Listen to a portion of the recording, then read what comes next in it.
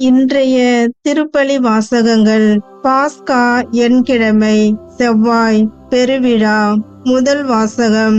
மனம் மாறுங்கள், ஒவ்வொருவரும் இயேசு கிறிஸ்துவின் பெயரால் திருமுழுக்கு பெறுங்கள். திருத்தூதர் பணிகள் நூலிலிருந்து வாசகம். அதிகாரம் 2, இறை வார்த்தைகள் 36 முதல் 41 முடிய. பெந்தகோஸ்து நாளில் பேதுரு யூதர்களை நோக்கி கூறியது: நீங்கள் சிலுவையில் அறைந்த இந்த இயேசுவை கடவுள் ஆண்டவரும் மெசியாவும் ஆக்கினார் என்பதை இஸ்ரேல் மக்களாகிய நீங்கள் அனைவரும் உறுதியாக அறிந்து கொள்ளுங்கள். அவர்கள் இதை கேட்டு உள்ளம் குத்தப்பட்டவர்களாய் பேதுருவையும் மற்ற திருத்தூதர்களையும் பார்த்து, சகோதரரே, நாங்கள் என்ன செய்ய வேண்டும் என்று கேட்டார்கள். அதற்கு பேதுரு அவர்களிடம், நீங்கள் மனம் மாறுங்கள், உங்கள் பாவங்களிலிருந்து மன்னிப்பு பெறுவதற்காக ஒவ்வொருவரும் இயேசு கிறிஸ்துவின் பெயரால் திருமுழுக்கு பெறுங்கள். அப்பொழுது தூய ஆவியை கொடையாக பெறுவீர்கள். ஏனென்றால் இந்த வாக்குறுதியானது உங்களுக்கும் உங்களது பிள்ளைகளுக்கும் தொலையில் உள்ள யாவருக்கும் ஆண்டவராகிய கடவுள் தம்மிடம் அழைக்கும் அனைவருக்கும் உரியது என்றார். மேலும் அவர் வேறு பல சான்றுகளை எடுத்து கூறி, நெறிக்கட்ட இந்த தலைமுறையிலிருந்து உங்களை காப்பாற்றிக் கொள்ளுங்கள் என்று அறிவுறுத்தினார்.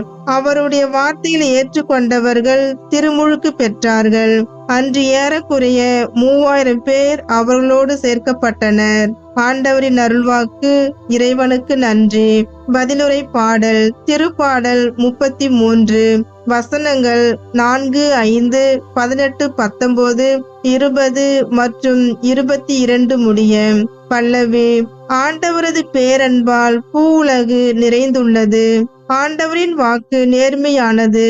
அவருடைய செயல்கள் எல்லாம் நம்பிக்கைக்கு உரியவை. அவர் நீதியையும் நேர்மையையும் விரும்புகின்றார். அவரது பேரன்பால் பூவுலகு நிறைந்துள்ளது. பல்லவி. ஆண்டவரது பேரன்பால் பூவுலகு நிறைந்துள்ளது.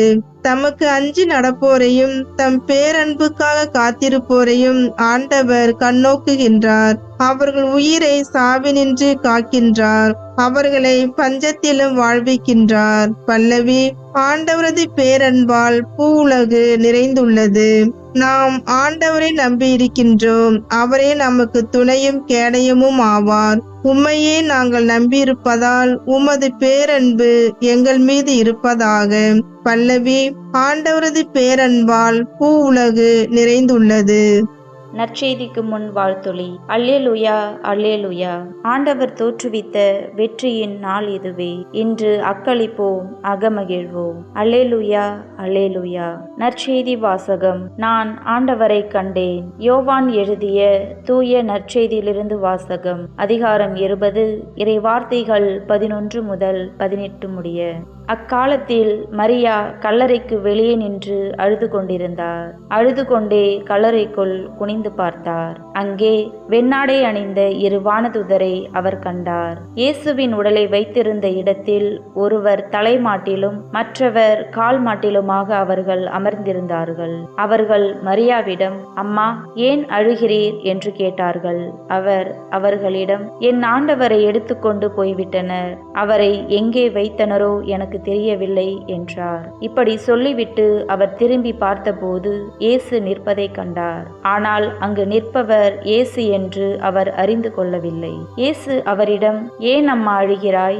யாரை தேடுகிறாய் என்று கேட்டார். மரியா அவரை தோட்டக்காரர் என்று நினைத்து அவரிடம், ஐயா, நீர் அவரை தூக்கி கொண்டு போயிருந்தால் எங்கே வைத்தீர் என சொல்லும். நான் அவரை எடுத்து செல்வேன் என்றார். இயேசு அவரிடம், மரியா என்றார். மரியா திரும்பி பார்த்து ரபூனி என்றார். இந்த எபிரேய சொல்லுக்கு போதகரே என்பது பொருள். இயேசு அவரிடம், என்னை இப்படி பற்றி கொள்ளாதே.